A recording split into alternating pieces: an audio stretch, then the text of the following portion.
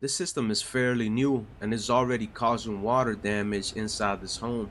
Now, the tenant thought it was an evaporator coil leak. That's what most people assume when water starts coming out.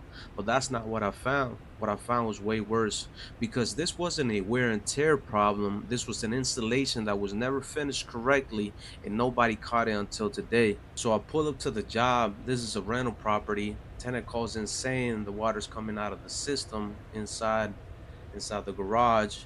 So I open up the panel and start looking at everything. I also check out the coil, and first thing I see is water that was coming out. Not only was it coming out from the drain plug that was missing right there, but also this condensation line right here was missing insulation as well. While I'm in there looking at this pan situation, I start looking for the flow switch and I don't see nothing. I don't see nothing. It's not there on a properly installed system. This right here is where your flow switch lives. And what a flow switch does is simple. If that pan starts filling up with water, this device shuts the system down automatically before water overflows and causes damage.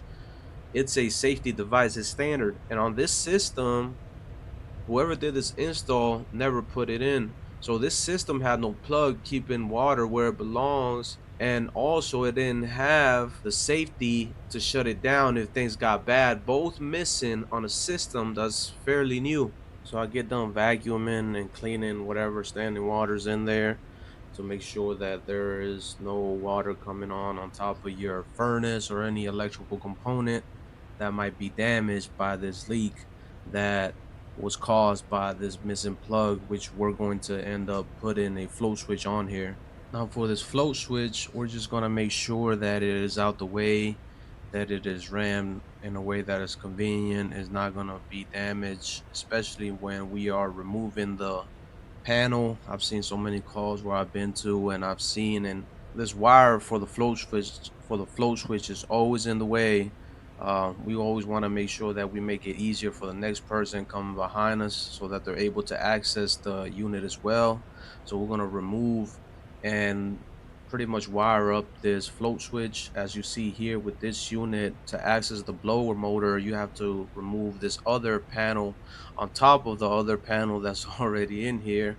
And it's pretty simple the way we wired it right here. This 24-volt side of the float switch. It's a safety switch, and we're gonna wire it up in control board.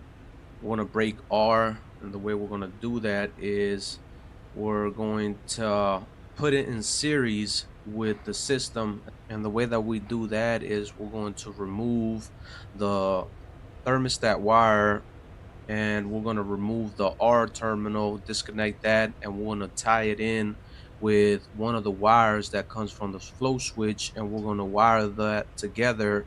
And the wire that's left from the flow switch, that's the one we're going to connect into the R terminal, which is at the control board. And that is how you wire it in series the system, that anytime that the system is filled up with water, that flow switch is going to break that line, is going to break out that voltage coming to it. The 24-volt is going to break and it's going to be open, letting the system know that there is no connections and it's going to shut down everything. So there is another way that you could also wire up this float switch, and that would be us pretty much wiring in series this float switch. Instead of doing the R, we would pretty much put this float switch in series with the outdoor unit, which is powered by the Y at the control board, which feeds your compressor, condenser fan motors, all of that stuff that comes with that as well. For this, we're just going to wire up the float switch in series with the R. We're going to get done tightening up these connections. Also, make sure that they're nice and tight. And also, we're going to zip tie all these wires, make sure that they're out the way, that they look good. Pretty much not going to be in a way that they're going to be damaged or create a potential short in the system or damage as well. Especially this is a fairly new system, and we want to make sure that we extend the life of the system as well. And when it comes to this, it's always the small things that add up to the big stuff when it comes to HVAC as well. Always a lot of visual stuff, a lot of things that you can visually see that might be wrong, that need to be addressed. Maybe we need to let the homeowner know some of these things that need to be addressed, because the last thing we want to do is leave a service call knowing that there is something wrong that could potentially affect any other component. That's not a good look. Not a good look for you, for anybody else, and for your conscience sake as well. Now, pretty much that we're wrapping up and we're done wiring up this float switch, we're going to make sure that the system comes on. I'm going to press this door switch, which powers up the unit, and I'm gonna make sure that the system comes on. The system's already calling for cooling, so I want the system to turn on. I want the blower motor to kick on as well. And the other thing that we're going to be checking for is to make sure that the system is draining properly. Right after we put this float switch, we also want to keep an eye on the connection of those float switch, make sure that it is not leaking or dripping in any way, shape, or form. We're going to let it run for a little bit, and we're going to see and keep an eye on that and make sure that there is no leak coming from that float switch that we just installed today.